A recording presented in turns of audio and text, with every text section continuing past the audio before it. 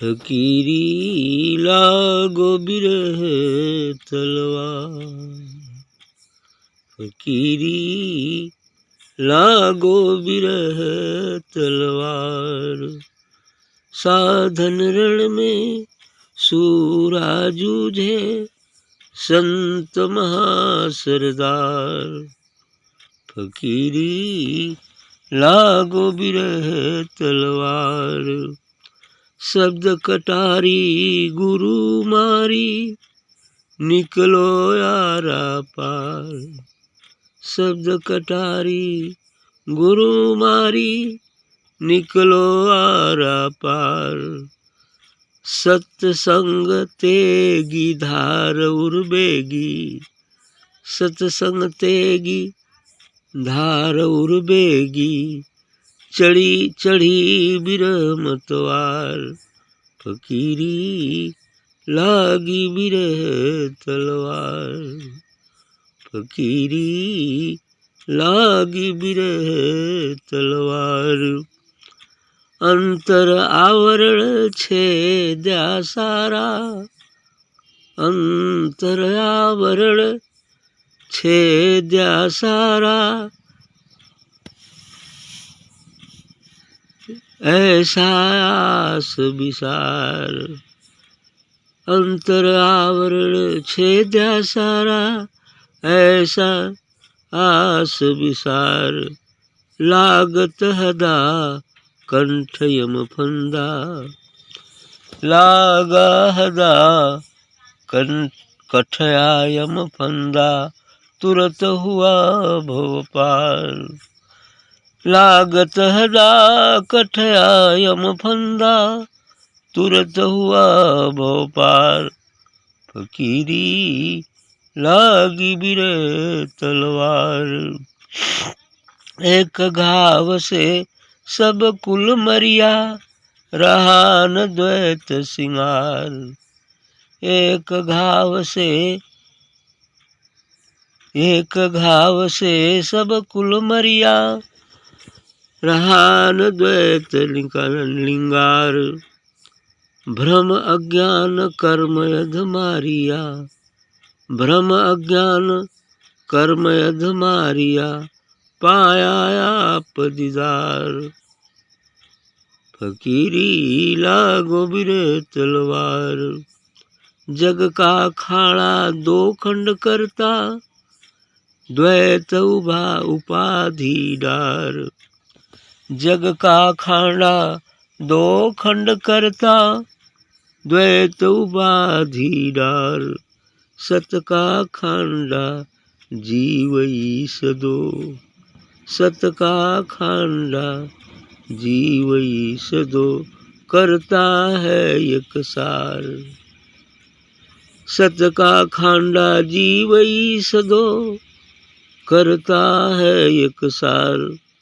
सहजे मारिया सो भोतरिया, सहजे मारिया सो भोतरिया। मरण दूजी बार, सहज मारिया सो भवतरिया। मरण न दूजी बार। राम प्रकाश स्वरूप समाया, राम प्रकाश स्वरूप समाया। तोय तरंग एक धार, तोय तरंग एक धार। फकीरी लागो बिरह तलवार। बड़ी अच्छी बात है, फकीरी लागो बिरह तलवार। फकीरी में जो चल देता है इस अध्यात्म मार्ग पर, जब वो फकीरी आ जाती है तो बिरह की तलवार उसे लग जाती है। जब अभी दुविधा में रहता है तो पूर्ण फकीरी नहीं होती। फकीरी का मतलब जब वो फाका मार लेता है इस संसार से, जगत से, मन ही मन अलग हो जाता है, बैराग हो जाता है। जब बैराग हो जाता है अर्थात राग से दूर हो जाता है, तो ये हुआ फकीरी। और इस फकीरी में तब अब विरह की वेदना उसे सताने लगती। परमात्मा से मिलन की, परमात्मा से मिलन की, सद्गुरु से वास्तविक मिलन की वेदना उसे जो है सताने लगती है। यही तलवार है। अब वो जैसे विरहिणी अपने प्रीतम से मिलना चाहती है, वैसे ही जीव रूपी विरहिणी उस सद्गुरु रूपी प्रीतम से मिलना चाहता है। अब उसको तलवार विरह की लग गई है, तो विरह में एक पल भी अपने प्रीतम की याद नहीं भूलती। यही तो सच्चा विरह है। उठत बैठत जागत सोवत हर समय चलत फिरत सद्गुरु की ही याद आती है कि कब मिलन हो जाए। उसी प्रकार जैसे एक विरहिणी के लिए अपने प्रीतम के मिलन की बेचैनी होती है। तो शब्द कटारी, हाँ, साधन रण में सूरा जूझे संत महासरदार। जो साधना है यह एक संग्राम की भांति है, एक महायुद्ध की भांति है। साधना करना महायुद्ध करना है, जिसमें जो कैप्टन है, सरदार है, वो सद्गुरु होता है। सद्गुरु सरदार है। साधना करने में हमें सांसारिक विचारों से महायुद्ध करना होता है, क्योंकि ये संसार, ये मन, ये विचार हमें छोड़ते नहीं जल्दी।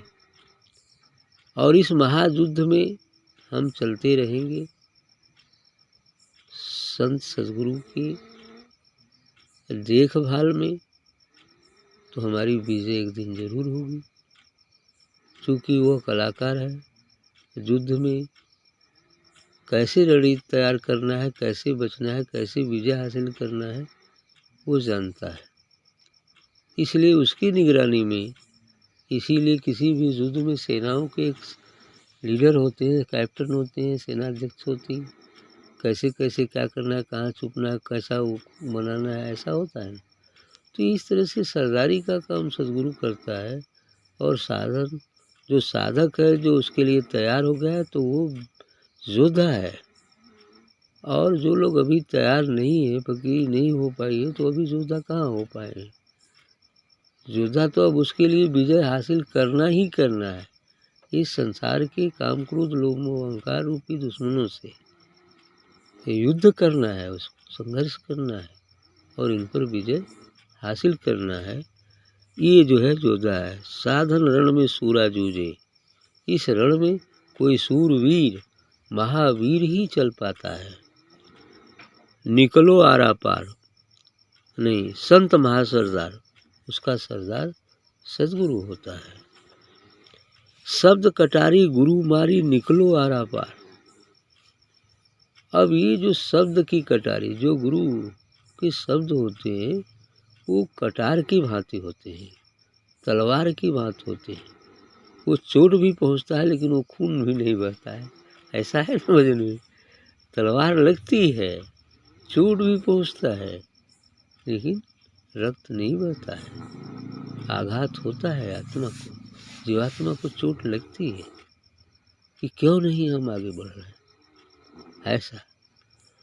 तो शब्द कटारी गुरु मारी निकलो आरा पार, वो आर पार हो जाती है कटारी जब वो मारता है, यानी काफ़ी गहराई तक पहुंच जाती है। उसीलिए ज्ञानी मारत ज्ञान से व्याधा मारती, और सतगुरु मारत सत्य से सालत सकल शरीर, ऐसा संतों ने कहा है। तो सकल शरीर में वो सालने लगता है कि कब ऐसा हो जाए। सत्संग तेगी धार उर बेगी, चढ़ी विरह मतवार। और सत्संग का जो तेगा है, उसकी धार उर बेगी, सत्संग में जो सद्गुरु बोलते हैं वो एक शब्द तेगी की भांति होते हैं, और उसकी धार हृदय में लगती है, और हृदय में लगने से तब विरह जागृत होता है। विरह जागृत भी नहीं हो पाता इतना जल्दी, है ना। विरह जागृत हो जाए तो इसका मतलब वो जग गया है, अब जरूर पहुंचेगा, ये बात आती है। इसलिए सत्संग ही ऐसा तेगा की धार है जो साधक के हृदय में लगता है, और उसके अंदर विरह की भावना जागृत होती है और वह मिलन के लिए बेचैन और बेसब्र हो जाता है। तो जब ऐसा होता है तो अंतर आवरण छेदा स्यारा ऐसा आस विसार, ऐसा आस विसार। तब जो भ्रम उसको हो गया है संसार में कि नहीं संसार में ही सुख है, धन में ही सुख है, परिवार में ही सुख है, अब ऐसा कुछ जो उसको भ्रम हो गया है, चूँकि नकल में असल समझ लिखा है, रस्सी को सांप समझ रखा है, और इस स्थिति में अंतर आवरण छेदा सारा, अंतर का जो आवरण है यहाँ तक पहुँचते पहुँचते सभी आवरण हट जाते हैं। अभी तक जो उसके ऊपर राग का पर्दा था वो छूट जाता है। ऐसा आस विचार, ऐसा विचार आ जाता है उसके अंतर्गत, आशा बन जाती है। तो लागत हदा कठया यम फंदा तुरंत हुआ बहुबार, लागत हदा कटया यम फंदा। और जब ऐसा लगा, जब हृदय में ये चोट पहुँच जाती है तो यह बाण जब लग जाती है तो यम का फंदा कट जाता है, यानी अब वह यमराज से बरी हो गया। जब ही अपने निज स्वरूप का बोध हो जाता है वह यमराज से बरी हो जाता है, यम का फंदा कट गया, तुरंत हुआ वह पार, और इस संसार सागर से वो पार चला जाता है, अर्थात निज स्वरूप का उसे बोध हो जाता है। क्योंकि यमराज के फंदे तक ही संसार है, चिट्ठी तक ही संसार है। इसके बाद तो चला गया अपने देश, भवसागर पार हो। यानी जहाँ काम क्रोध लोभ मोह अहंकार है, जहाँ तक मन है विचार है, वहाँ तक भवसागर है। जब हम शून्य में चले जाते हैं तो भवसागर पार हो गए, निज स्वरूप को प्राप्त हो जाते हैं, बस भवसागर पार हो गया ऐसा। और वो पार करने का माध्यम सत्संग की नाव पर बैठकर ही, जिसके केवट की सद्गुरु हैं, तभी हम इसको पार कर सकते हैं। बिना साधना सत्संग ध्यान की नैया पर बैठे पार नहीं हो सकते, जिसके खेवनहार भी सद्गुरु पूर्ण गुरु हो। एक घाव से सब कुल मरिया, रहा न द्वैत विचार।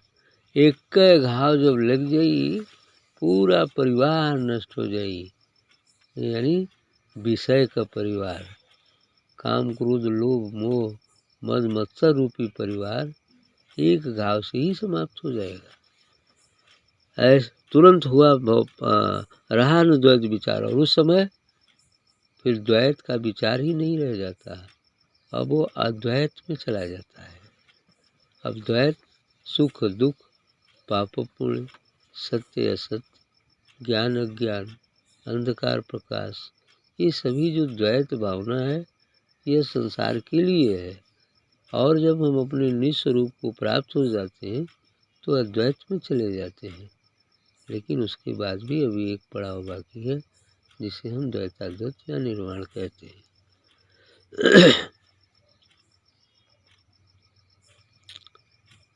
द्वैत श्रृंगार सब चला गया, ब्रह्म ज्ञान कर्म अघ मारिया। और जो हमारे अंदर भ्रम था, अज्ञान था और कर्म व्याधि, ये सब समाप्त हो जाता है। अब कर्म से हम ऊपर उठ जाते हैं, सत्य असत्य से हम ऊपर उठ जाते हैं।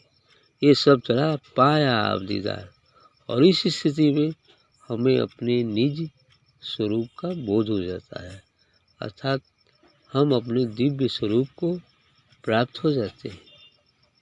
तो ये हुआ पाया आप दीदार, अपने आप की पहचान हो जाती है। वहाँ ये उत्तर मिल जाता है कि मैं कौन हूँ।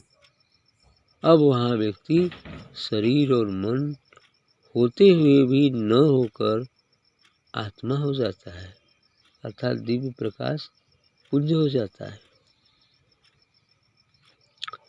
जग का खाना दोखंड करता द्वैत उपाधि डार। इस संसार में दो चीज़ें हमेशा हैं, संसार में दो चीज़ें हमेशा हैं। यदि अंधकार है तो प्रकाश भी है, यदि सत्य है तो असत्य भी है।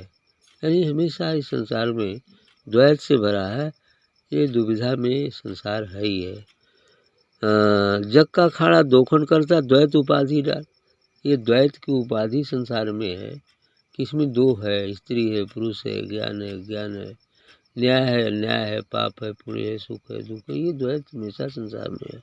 लेकिन लेकिन सत का खाड़ा जीव ईश दो करता है एक सार।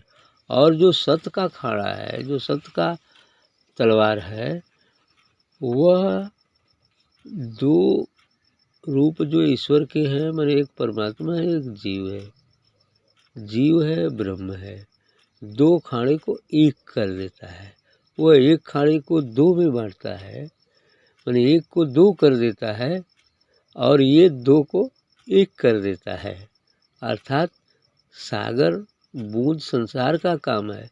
संसार इसमें है, सागर है और बूंद है, लेकिन अध्यात्म तो बूंद और सागर को एक में जोड़ देती है, एक में जोड़ देता है। तो बूंद सागर में मिलके फिर सागर ही हो जाती है।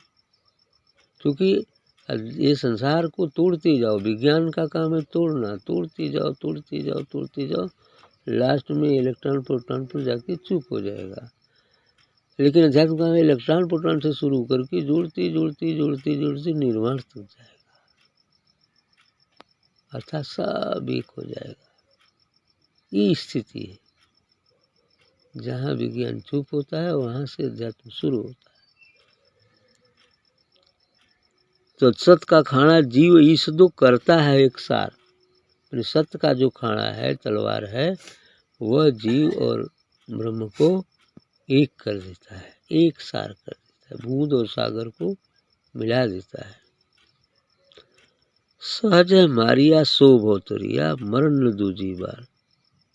और जो सहज में मर जाता है वही चले चले सब कोई कहे, बिरला पहुँचे जाए। जियत जी जो मर मिटे वो उस तत्व को पाए। इसलिए यहाँ पर इनको कहना पड़ा कि सहज मारिया सो भवतरिया। जो सहज में मर जाता है वही भवसागर पार जाता है, मरण दूजी बार, और फिर उसे कभी दूसरी बार मरना ही नहीं पड़ता, अर्थात महामृत्यु को प्राप्त होता है। इस मार्ग पर चलते चलते जब हम शरीर और मन से अलग हो जाते हैं तो एक तौर से हमारी मौत हो जाती है, जबकि शरीर रहता है, मन भी रहता है, लेकिन अब पवित्र मन रहता है। ठीक है, अब ये मौत हो जाती है जब शरीर मन का एहसास मिट जाता है। साधना के माध्यम से, सद्गुरु की कृपा से हम अपने निज स्वरूप यानी शून्य को प्राप्त होते हैं, तो उस निज स्वरूप को प्राप्त हो जाते हैं।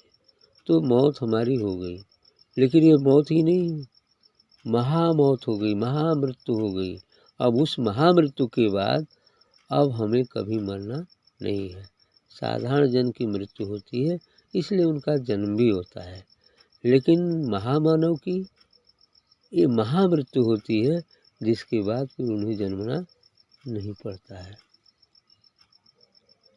राम प्रकाश स्वरूप समाया तो ये तरंग एक धार। अब करें कि राम प्रकाश अर्थात उस सतगुरु का प्रकाश, उस राम रमता है सो राम का प्रकाश, सदगुरु की दिव्य प्रकाश में अब स्वरूप समा गया।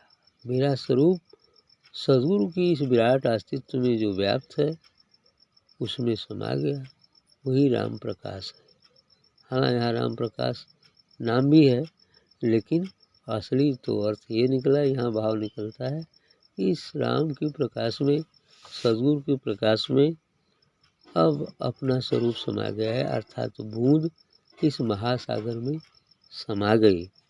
तो तरंग एक धार, और ये सब तो मैंने एक छोटी सी बूंद और तरंग यानी कुल मिलकर महासागर बन गई, एक धारा में चली।